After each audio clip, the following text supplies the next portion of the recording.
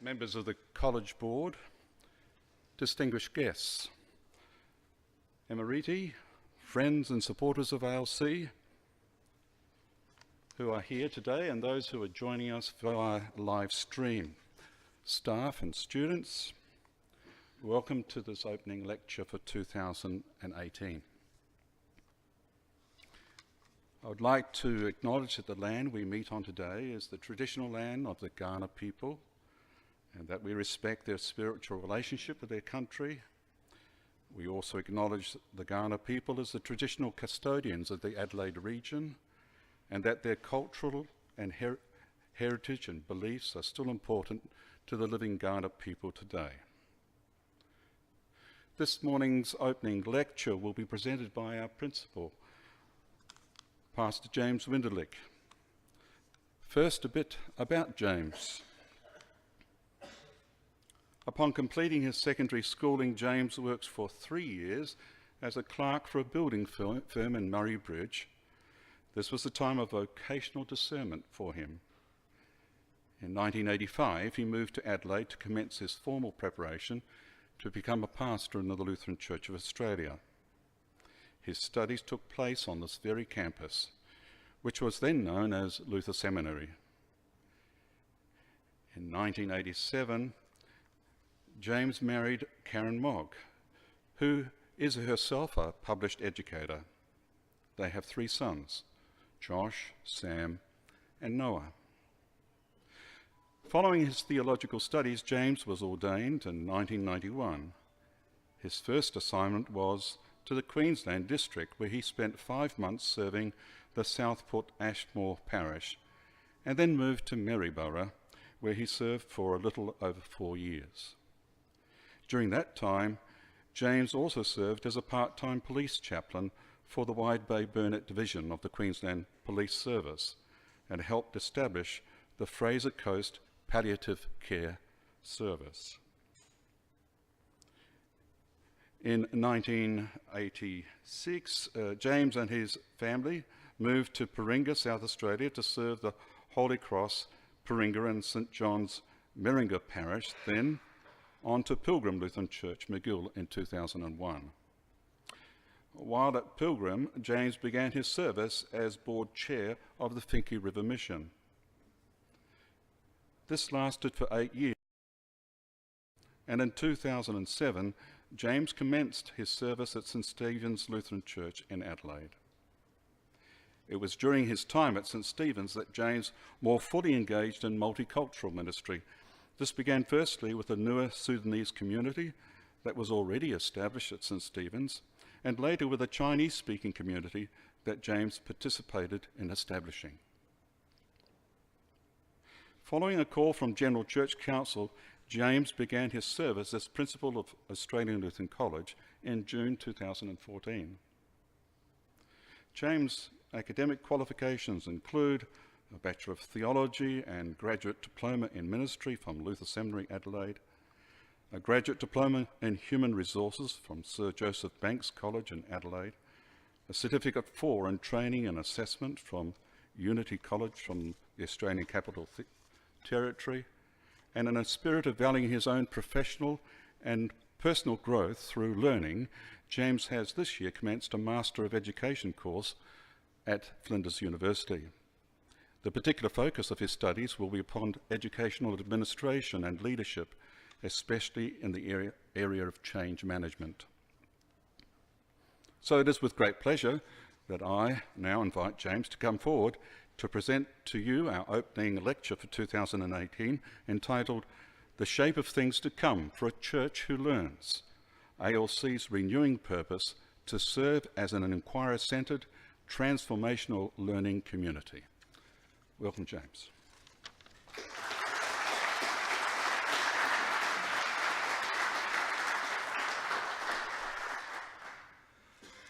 Thank you, Dr. Haar, and thanks to all of you for your welcome this morning. It is a pleasure to be here, and it's a pleasure to begin this year with all of you. As I begin, I'd like to draw you to God's Word, to hear God's Word, and an exhortation from St Paul recorded in Colossians chapter 3, verse 16. where he writes, "Let the word of Christ dwell in you richly. Teach and admonish one another in all wisdom. And with gratitude in your hearts, sing psalms, hymns, and spiritual songs to God." Loving Father, send us your Holy Spirit so that this exhortation will be realized in us. Amen.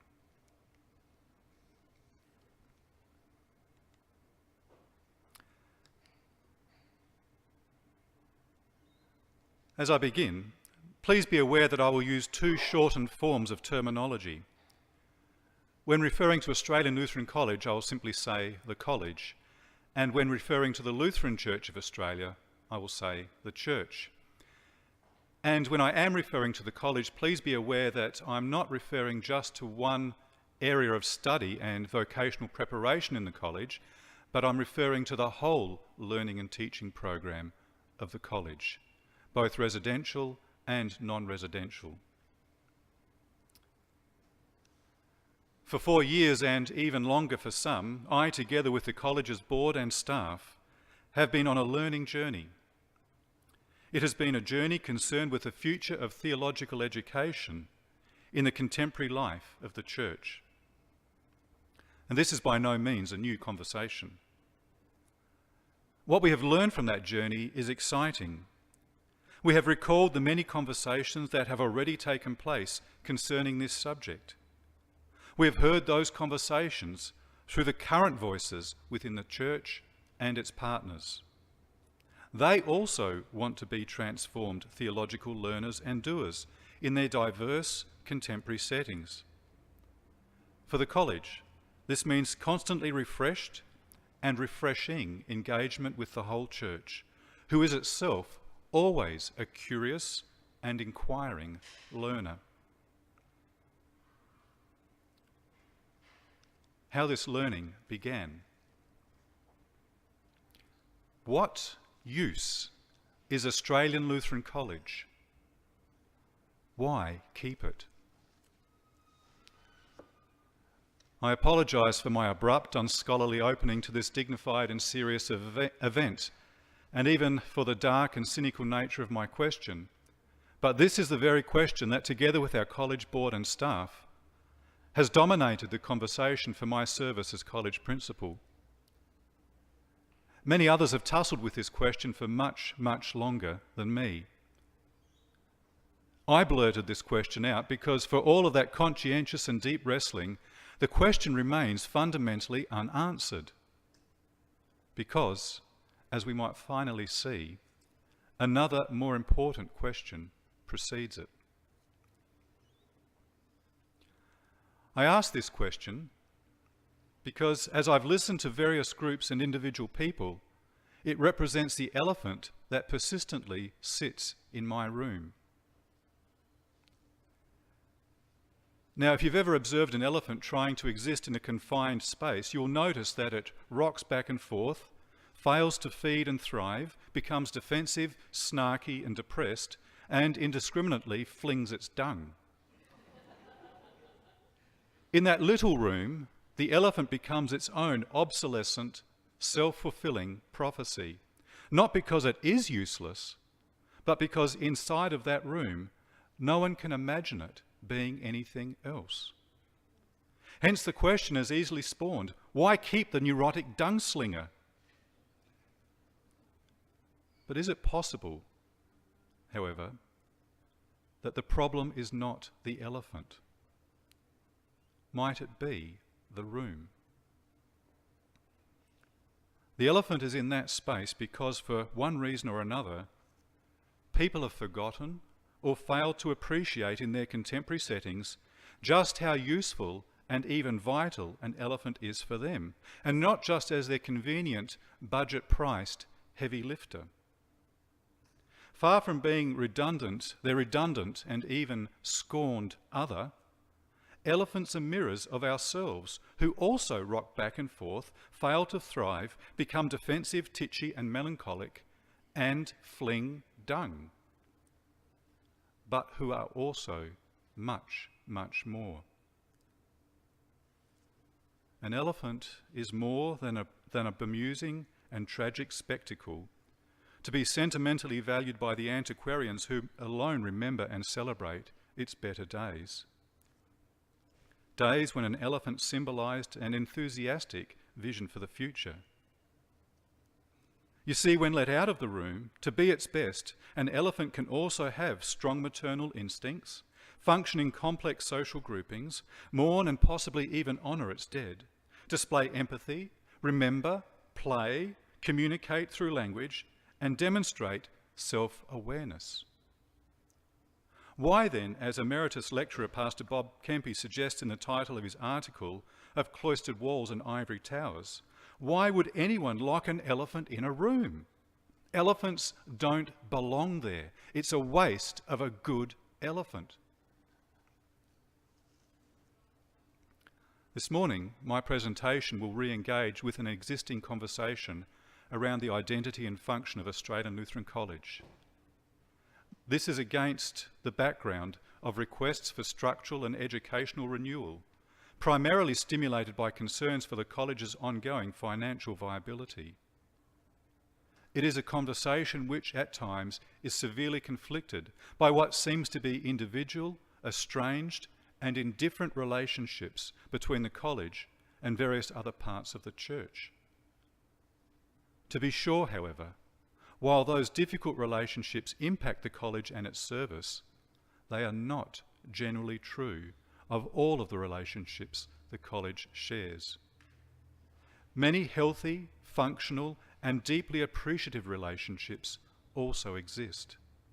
Foremost amongst those are the relationships that we share with our students, our co-learners. While a conversation concerning the college's identity and performance has always punctuated its 50-year history, external financial realities have brought it to a point where the outcome of that conversation has become more critical.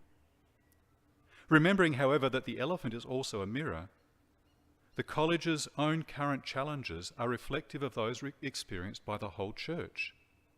Through the college, an opportunity therefore exists for the church to appreciatively learn something of its own identity and function in its many diverse contemporary settings.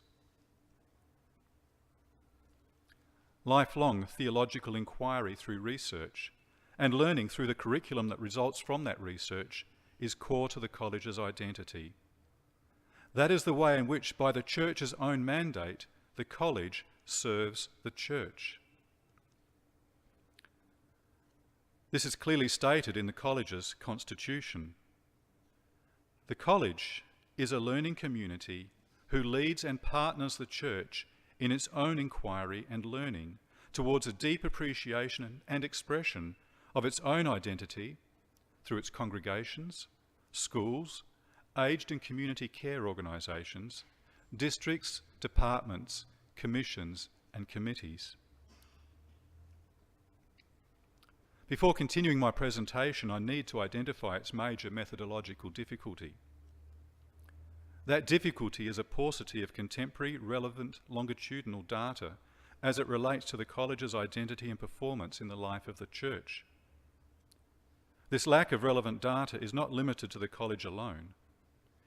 It is true that the college's schools and aged and community care facilities are current in the appreciation of their identities and performance within their sectors, but this, however, is not true of the church as a whole, nor of the college. To date, the conversations about the college's identity and performance have been informed by versions of the church and college's identity and performance. These are often anecdotally derived and based upon the opinions and hearsay which are sometimes dominated by the loudest, most plaintive voices at the doorway to the elephant's room. It is only recently that both the church and college have sought to build a reliable body of evidence through relevant and valid research. Together, through processes of appreciative inquiry and solid research, we are beginning to form valid and reliable self-understanding. Effective formation, after all, is in part a product of an externally derived self-awareness.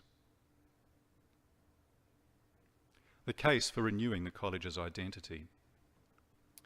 In February 2015, the General Church Council of the Lutheran Church of Australia resolved the following. Based on the financial report from ALC to GCC's Finance and Risk Committee and the continued reporting of income generation and cost pressures, GCC gives permission to the ALC board to develop an options paper for GCC on alternate business models that is not constrained by any of the existing structures or delivery models, and that includes professional development offerings and transition of existing programs to one or more of these options in order to address financial and educational sustainability and enhance the development of the church's pastors, teachers, lay workers, aged care workers in the short, medium and longer term. The college's financial position was dire, with forecasts at that time indicating that the college would be financially insolvent, having depleted all cash reserves by the close of 2016. Immediate action was required to reduce costs and grow income. Costs were cut by lowering staffing levels and by reductions in resourcing and professional development. With no improvement to income through growth in enrolments, this meant that the college's deficit was transferred from its balance sheet to its staff. The issues that precipitated the college's poor financial performance remain to be realised in impacts upon staff well-being, professional development, and ultimately student experiences. The challenge to increase the college's income through growing enrolments remained, with growth depending upon two major factors. Firstly, upon the church's capacity to identify, value, and express itself as a constantly refreshed learner. Secondly, upon the quality of the relationships that the college shares with stakeholder groups, mainly from within the church. These groups include, but are not limited to, Lutheran Education Australia, International Mission, Local Mission, along with districts, individual schools, aged and community care facilities, and individual congregations. As already identified, few if any reliable or valid means existed for identifying the quality of those relationships in respect of the college's performance, nor for even identifying specific client needs. If the college was failing in its charter, it lacked a reliable methodology and metric for identifying and appreciatively knowing what its problems might be. A wry and suggestive wink was never going to be enough to drive reform. By more effectively engaging with its partners, the college can understand the real factors that impact its enrolment levels. Notwithstanding the extensive efforts which were made to improve the college's financial performance through the implementation of its former 2009-15 strategic plan, which of itself included major structural changes, the GCC identified that unconstrained changes to the college's business and educational delivery models were required. The previously cited GCC resolution was based upon two factors. First was a strong body of evidence derived from the college's repeated poor financial performance. Second was the lack of engagement or buy-in from obvious stakeholder groups within the church. Apart from annual financial reports, this evidence was advanced by unpublished University of Divinity annual reviews and retrospectively supported by the findings of an unpublished college business review in 2015-16. Some of the recommendations of that latter review included that a new education delivery model be trialled, that the college's 3-school structure be dismantled, and that all programs be delivered under one entity, that input from stakeholder groups be sought and strengthened. The trajectory of this growing body of evidence was further enhanced in 2017 when the college conducted initial market research through an external provider. Included in that research was a Net Promoter Score, or NPS. An NPS is a standard by which the customer experience, which includes both internal and external stakeholders as customers, is measured as a predictor of business growth. This is benchmarked at a value of 40 and above. After receiving data from a total of 175 respondents, comprised of current college staff, current students, and former students, the college's NPS was calculated at -20. While this result did not provide qualitative data as to why the college's NPS was skewed towards detractors rather than promoters, the score does help identify the magnitude of the problem and how future growth strategies will focus upon improving the college brand through targeted communication approaches.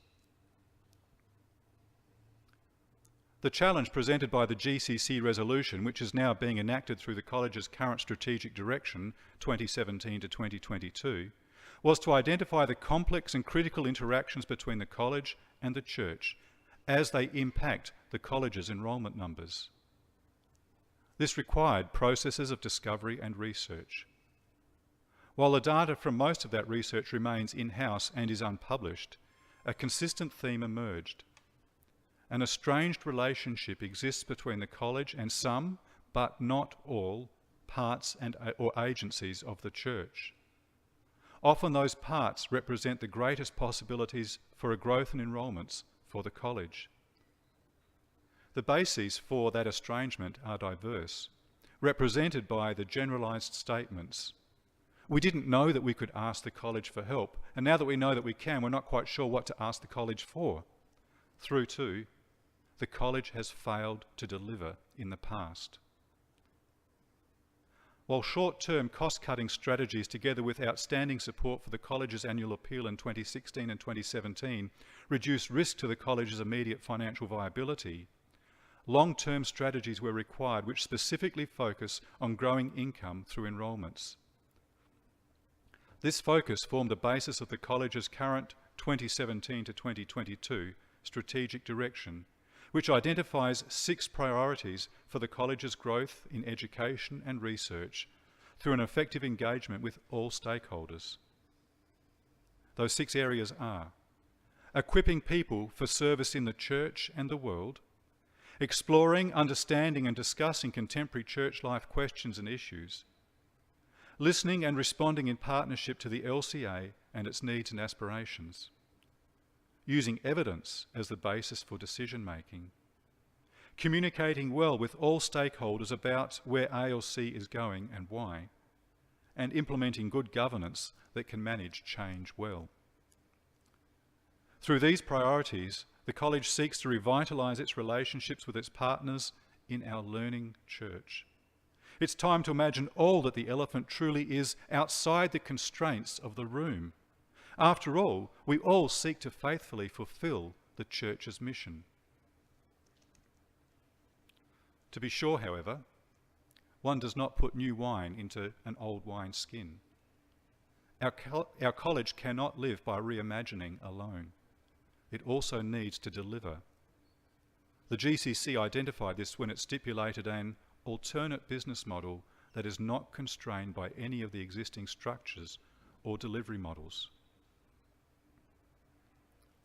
It is time for the college to also reimagine itself outside of the room and to function and thrive in the church's diverse contemporary settings. The college is asked to engage with the church as the church both is and as the church is becoming, where, for example, more people encounter the church through its schools in any given week than people who collectively attend Sunday weekly worship. This should inform how our college's learning programs are developed and resources applied. It was clear that the college had reached a critical point. How would it sustainably continue to serve the church according to both the church's theologically expressed confessional identity and its very varied, local, contextual manifestations, where its theology is diversely enacted in mission? For Groom, the noted Catholic theologian and educator, the answer was in a revisionist pedagogy, which abandoned a theory-to-practice mindset in lieu of a contemporary re-engagement by the learner with the historical enactment of theology itself. Our learning begins from where God lives and acts, most notably in word and sacrament. As God acts anew each day, we are also constantly renewed as learners. In such a pedagogical paradigm, our only possible disposition can be that of a learner, all of us. In our reimagined life beyond the elephant's room, we are translated from transactor and from supplier and consumer into learner with learners. The origin of that transformed anthropology is surely God's Holy Spirit, who, obedient to God's mission, calls, gathers, enlightens, and makes holy, just as God wants. I'm now sensing that the elephant has begun to settle, and the crowd who was perversely tantalized by the spectacle of its distress is moving on. The room, now occupied only by learners, is becoming a much safer place for all. They are ready to learn. We are ready to learn. We were always learners. From its inception in 1967, the college held deep symbolic and pragmatic value in the life of the emergent Lutheran Church of Australia. Not only in its many different iterations did the college vocationally prepare people to serve in and through the church, but it was also a dynamic living symbol of the church's dogmatic or teaching unity. Two former faculties merged to form one united faculty to be aligned with the church's equally united teaching. Today, that clearly stated dogmatic identity remains. And so the college also remains as a learning community in and for the life of a learning church. From their common inceptions, the church and the college were established as co-learners, to be expressed not just in the classroom, but also through the Lutheran Theological Journal and by the college's presence on many of the church's commissions and committees. The college, at its very best, always companions the church as learner. I hope that by now I have established to your satisfaction that the reform process instigated by the General Church Council, and which is now articulated in the college's current strategic direction, identifies the college as a learning community in and for the life of a learning church. Through such a clear expression of our dynamically shared identity as church and college, the elephant and room metaphor can at last be put to rest, because it simply doesn't describe God's enacted and enacting reality in us. There is no elephant to be accused and derided, because as we realise, the only one whom we actually accuse is ourself. To be sure, we are no more and no less than a room full of learners. What will our learning look like? Reimagining the college. Last year I was blessed to study Martin Luther's contribution as an educator. It is well documented and attested that while he may not have been an outstanding educational theorist, he was an effective educator and a dogged advocate for educational reform and advancement. In my own learning, one particular quotation caught my attention that provided me insight into Martin Luther's educational and even more specifically his pedagogical values. He wrote, "Now, since the young must always be hopping and skipping, or at least doing something that they enjoy, and since one cannot very well forbid this, nor would it be wise to forbid them everything, why then should we not set up such schools for them and introduce them to such studies? By the grace of God, it is now possible for children to study with pleasure and play languages, or other arts or history. Today's schools are not what they once were, a hell and purgatory in which we were tormented with casualibus and temporalibus, and yet learned less than nothing despite all the flogging, trembling, anguish and misery." For Luther, the learner was central to the learning experience. But Luther did not make this remark as a substitute for a focus on the content of learning. Instead, he was concerned for the learner's effective, personal, and transformational engagement with that content. Luther was not just a faithful student of God, he was an equally faithful student of his neighbour. That is how he filled his own vocation as learner and teacher. Such concern for the college's own learners remains the same today. Transformational learning theory, as developed by Jack Mazzaro in the mid-20th century, focuses on the adult person as learner.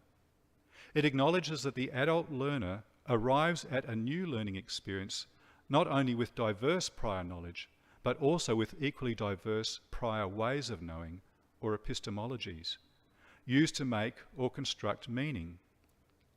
Mazzaro states that learning is understood as the process of using a prior interpretation to construe a new or revised interpretation of the meaning of one's experience in order to guide future action. Now, Mazzaro discovered this in the mid-20th century. The Lutheran Church of Australia in its various forms had been doing this well prior to that in Central Australia. According to this theoretical framework, the learner is neither an empty vessel to be filled, nor an aberration to be broken down and reconstructed according to a prescribed epistemology, thus becoming the object of the learning experience.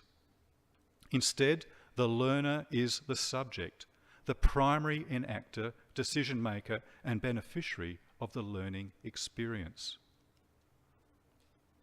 In 2012, Les Ball published the findings of a shared project entitled Transforming Theology: Student Experience and Transformative Learning in Undergraduate Theological Education.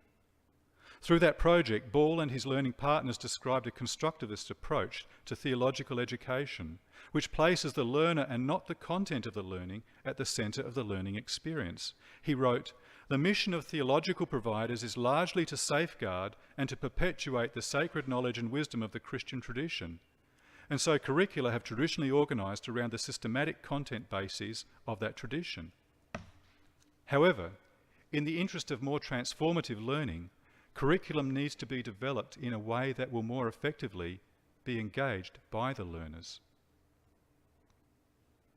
4 questions define the scope of Ball's project, with a recognised diversity in clientele being the clear drive, or the key driver for the appropriation of this particular educational theory. The 4 questions were this: how can the diverse background experiences of theological students be effectively recognised and engaged in theological education?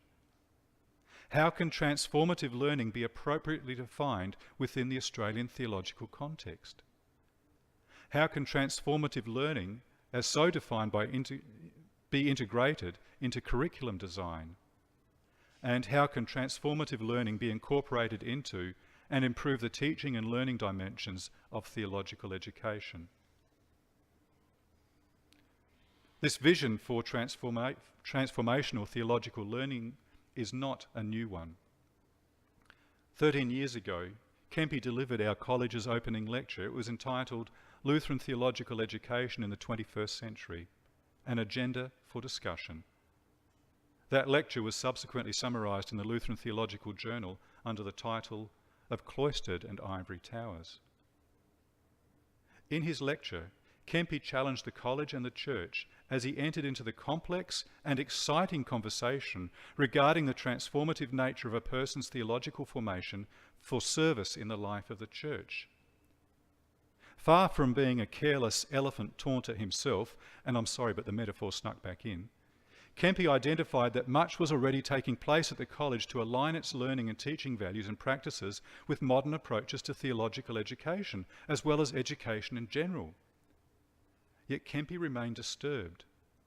To what extent were both the college, the church and the college prepared to identify, value and express themselves as learners? 13 years later, his closing challenges to us remain somewhat unanswered. The first challenge: those responsible for the leadership and well-being of ALC must take initiative to commit us at ALC and the wider church to ongoing participation in the discussion from which this paper has drawn its material. We have spent incredible time, energy and resources on ecclesiastical reviews of the economic rationalist variety and on the issue of women's ordination.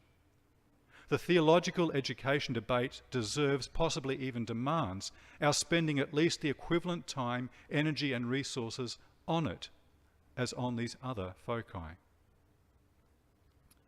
His second point, we at ALC need to accept that we can and do become isolated in our little world here, and that we are nowhere near as in touch with the rest of the church and the world as we need to be if we are going to be effective as the authentic Lutheran theological school in the 21st century. We therefore need to come out from any hiding we may be tempted to do and engage far more than we do with the LCA and other churches and theological institutions in this incredible discussion. And his third point, the LCA needs to be more serious than it is in supporting ALC as the tertiary institution of the LCA. Evidence abounds that many in the LCA strongly support non-Lutheran institutions of theological education in preference to ALC, and promote sometimes dubious alternatives to the kind of theological education and formation that are offered at ALC. Such attitudes and actions serve only to detract from the great discussion that is occurring and are destructive to both ALC and to genuine Lutheran ministry within Australia. I am personally saddened by these kinds of things, as I hope we all are, and would much prefer that we work together as closely as we can to develop ALC as the kind of community that naturally grows from committed partnership in the dialogue on theological education. To be sure, many of the college's past and current staff are engaged in rigorous and informed conversations around the nature of transformational education. My own review of the faculty minutes from the college's inception in 1967 onwards reinforces this. The learner has always been the focus. Add to that the numerous articles published in the Lutheran Theological Journal concerning theological education, both at primary and secondary school levels, but also at the tertiary level. And I draw your attention to last year's Lutheran Theological Journal, the May edition, which focused exclusively on theological education in the life of the church. The conversation is alive and strong in this college. There are a range of educational and theological writers through that journal, a range of educational and theological writers construct a shared vision for continuing theological education in the church. These conversations will and must continue. But as Kempe identifies, the church must also be involved in those conversations to ultimately form a shared and locally relevant vision for theological education across all vocational expressions and organisational sectors. Imagine just for a moment quality conversations around theological formation as we, who are from diverse parts of the church, might participate in.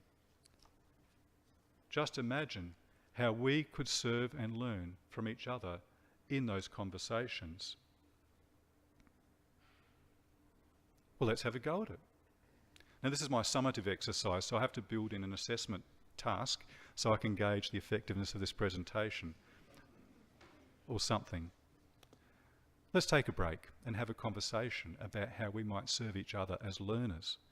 And I'm going to draw on what some of you might have as a prior knowledge or a prior learning around the future of employment, of vocation in the Western world, and particularly in Australia. The nature of work is changing. It's very unlikely that any of my children will have one career throughout their lives. In fact, it's suggested that our children might have anything up to 19 different careers throughout their lives. What will this mean for tertiary education? Well, they're not going to study for 19 different degrees. They might begin with one, but they'll be looking to transition from one career into another through a different type of tertiary experience, through a different learning experience. So my question that I invite you to share amongst yourselves, just as a bit of an exercise and a break from my voice, how might the changing nature of work impact the traditional vocational offices of the church? We're not saying we're tossing out those offices, but the changing nature of work will impact those, just as it created professional offices in the life of the church now, full-time professional offices. That's not mandated by God, full-time paid employment for servants of the church. And how might those changes inform the college's learning and teaching program? So for the next couple of minutes, would you like to share a conversation with each other around those things?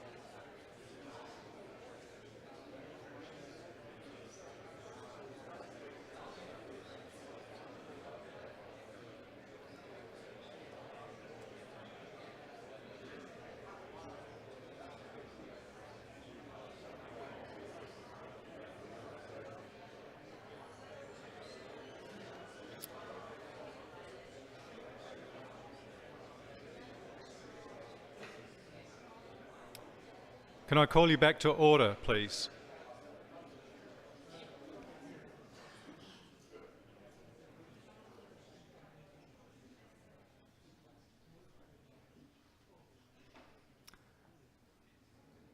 What a joyful bubbling sound I heard as we together participated and joined in an organic, effervescent conversation about the future of theological education in the life of the Lutheran Church of Australia. Now, Dr. Ruold afterwards will take me aside and say, but James, what were your assessment criteria? Well, my assessment criteria was this. As I observed and heard that bubbling sound, I didn't see anybody rocking back and forth. I didn't hear any snarkiness, and I most certainly didn't see any dung flying. We did it, and we will continue to do it. To advance this conversation and to advance the work that you've begun here this morning, the college is restructuring. Its new structure promotes the values of transformational theological education for the whole of life by deeply engaging with the learner and the church at two critical points. Firstly, through our high-quality learning and teaching programs. And secondly, through close attention to the formational needs of the church as they inform the learner's whole experience. The college is already engaging with all stakeholder groups to support educational experiences so that our learners are shaped and transformed in the ways that align with the church's needs. To this end, crucial conversations to align the church's contemporary needs with graduate attributes are already initiated with the College of Bishops, leaders in Lutheran education, and local and international mission. These conversations for us will lead to a whole-of-life approach through various dispersed or locally accessible pathways for learning and formation. The college will engage with learners sooner, deeply, and for much, much longer, with a key indicator being transformational growth and not graduation. It breaks my heart when I sometimes, rarely, not that often, hear our graduates say on the day of their graduation, "Well, I'm never going to open another book." I understand the humour in that statement. I understand it, I get it, and I can chuckle along with that person. But it also breaks my heart. Because in that moment, the truth spoken in words of mirth tells me that that person may not have had that transformational experience that we had hoped for. I would hope that we graduate lifelong learners from this place. As an example of this, the college now administers the continuing education of pastors on behalf of the College of Bishops. At the opening of this presentation, I asked, what use is Australian Lutheran College? Why keep it? I sense that this question in all of its forms is rarely about the college. If we accept that in the neurotic, taunted elephant we actually see ourselves, I suspect that the underlying question, the one that really bothers people, is this: what use is the Lutheran Church of Australia? Why keep it? The latter question is one that I have not specifically addressed at all this morning, nor will I, apart from stating this. The Lutheran Church of Australia is where I learn and am transformed by what cannot be taught. Faith in God who always acts for me, for you, and for creation. At its very core, the church is and has always been a learning community. It is what we are called into, and it is what we are called as mission, and it's what we as mission we are called for. We also realise, however, that when we stop being that community, it's when we lock elephants, whoever they are, in rooms and taunt and accuse the hapless creatures with our disappointment in them, that our learning ceases and our disposition as learners degrades. What use is Australian Lutheran College? The college remains a deep, deep symbol for the church because through it we recall and learn anew who we are as church. We are the community who, 50 years ago, was formed by divine teaching for the sake of human learning. If you have the opportunity, please go to the college website and read our strategic direction. You might be surprised by it. The document isn't just about our vision for the college. It's actually about our vision for the church. We want the church to identify yourselves as curious inquirers and as ravenous learners. We want you to value and give thanks for yourselves as those inquirers and learners.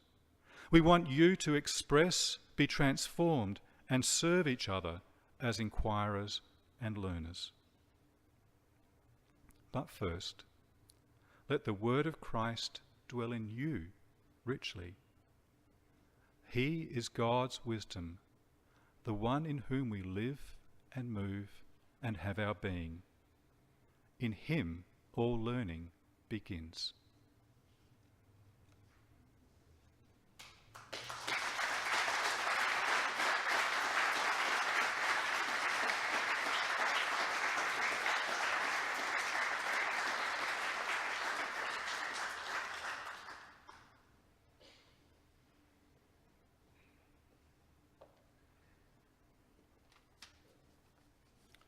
And because we are a gracious community, let's join again in thanking James for his presentation.